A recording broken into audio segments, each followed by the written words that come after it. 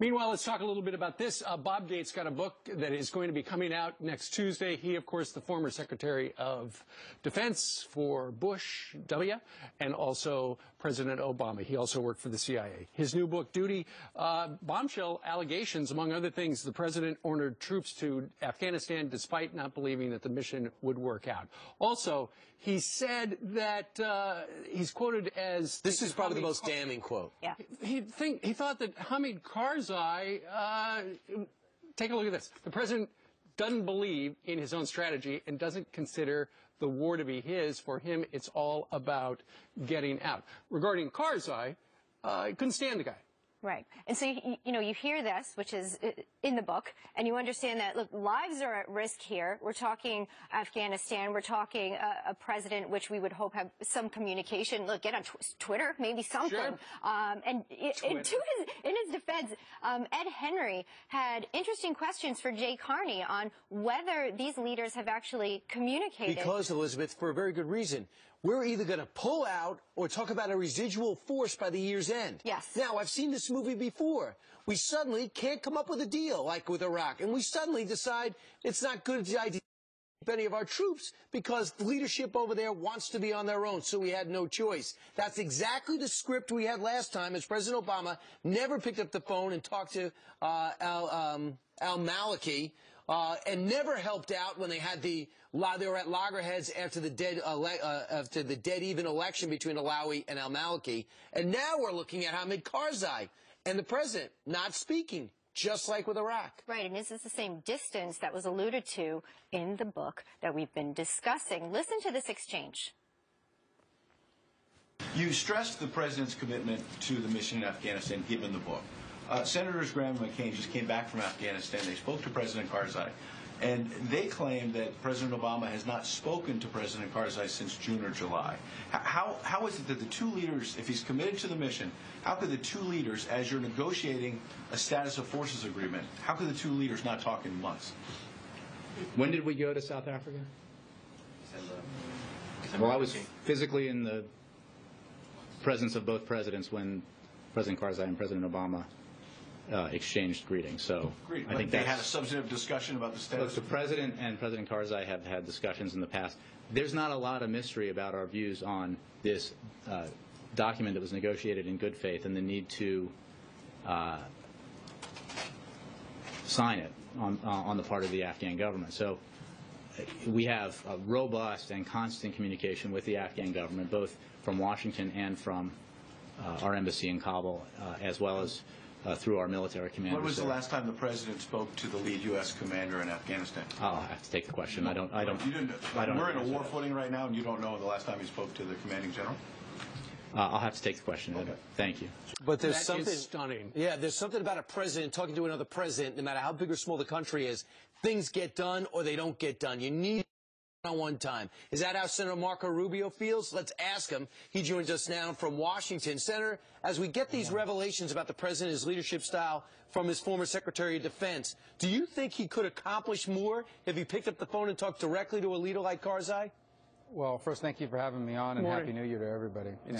Look, I think it's revealing because I think it gives us a lot of insight into why this White House lacks a strategic foreign policy and a clear view of what they're trying to accomplish. And particularly damning was this notion that the president didn't see Afghanistan as his war and really was just looking for a way out of it, didn't even believe in his own strategy. And I think that's reflected, quite frankly, in the results that we've gotten out of this. As far as not talking to President Karzai, look, I'm not telling you that President Karzai is the easiest person to work with here, and I think that they're making some unreasonable requests on the Afghan side from President Karzai. That being said, I do think it's concerning that the president has not engaged personally more often on an issue of such magnitude. You have read excerpts of the Gates book called Duty. What's the headline for you? Well, I haven't read even the excerpt, I've just seen the media reports, but I think the headline is that there's a confirmation here that the president, in terms of making foreign policy decisions from a strategic point of view, has little trust in military commanders and, quite frankly, is looking to disengage the United States from the world as much as possible. The Afghan war, which is the one he campaigned on, by the way, successfully completing, at least according to former Secretary Gates, he didn't believe in that war. And as a result, I think you've seen that from the minute that we engaged in a surge, we started talking about getting out. And I think that sent a message to the Taliban that all they had to do was wait us out. Senator, the president is shifting gears here. Unemployment benefits and their extension obviously on the table here. He says, listen to this, that they create jobs. Well, then they wouldn't be long-term unemployed. I mean, that doesn't make any sense. I mean, obviously, look, there's a utility to long-term unemployment benefits. You're trying to help people that cannot find a job deal with the cost of daily living, but the only solution to long-term unemployment is employment. And so I want us to make reforms to that program that don't just give people a check, but begin to give them access to training so they can become employed again. Long-term unemployment is a very specific problem. It usually is caused by people that do not have skills to access the jobs that may be available. We've got to help them bridge that gap so they can get out of long-term unemployment. All we're doing now is just continuing the same broken program. Some states like Utah, Mississippi, Kentucky have made those kinds of reforms and have had tremendous success. All right, and let's just move to something else you're talking about and kind of leading the way. The president's coming talking about promise zones and talking about the war on poverty and reenacting it. He's going to formalize it on the State of the Union address. You're ahead of the game because you have your own war on poverty. You have a different approach to it. What is it? Well, the president's focused on income inequality, the difference between the rich and the poor and the gap that's grown. That's the wrong focus. It doesn't give you a complete picture. The issue is not whether the cashier at Burger King makes less than the CEO. The issue is whether that cashier gets stuck being a cashier for 5, 10, 15, 20 years and can't move up. And that's what we should be focused on, the fact that many people are not getting ahead, and there's a lot of different factors behind that. And my proposal is this: the current government programs that are designed to address poverty, they help alleviate some of the pain of poverty, but they do not help people emerge from it. They do not help people rise above it. We have got to deal with that, and with opportunity inequality, not just income inequality. The president's got the wrong focus. So in my mind, we should turn these programs over to states so that they can come up with innovations about how to deal with this. That's really where I think we're going to get the innovations, like we did with welfare reform in the 90s. Yeah. Regarding, income inequality, and we've heard a burst of this out of nowhere in the last week or two, because it looks like that's going to be the focus of the people across the aisle, the Democrats, there in Washington, because they think this is something they can in with in November. Meanwhile, your side says, let's keep reminding people about Obamacare. This has been a gigantic mess, and they should be held accountable. Is that accurate?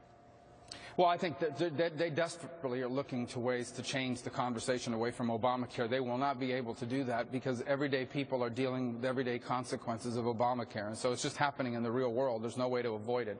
I do think the issue of opportunity inequality is a real issue in America, and it's something we need to gap. Income inequality maybe give us an opportunity to talk about what the real problem is. But if the president's proposal for dealing with this problem is raising the minimum wage and taxing rich people, that's a solution to what he called the defining issue of our time. That's not a solution. That's the same tired, stale rhetoric and policies that have failed for 50 years. And you have something out there, and it's in detail, and it's out on your website to talk about the conservative approach to poverty and inequality. Thanks so much, Senator, for joining us this morning. Thank you, Senator. Thank you.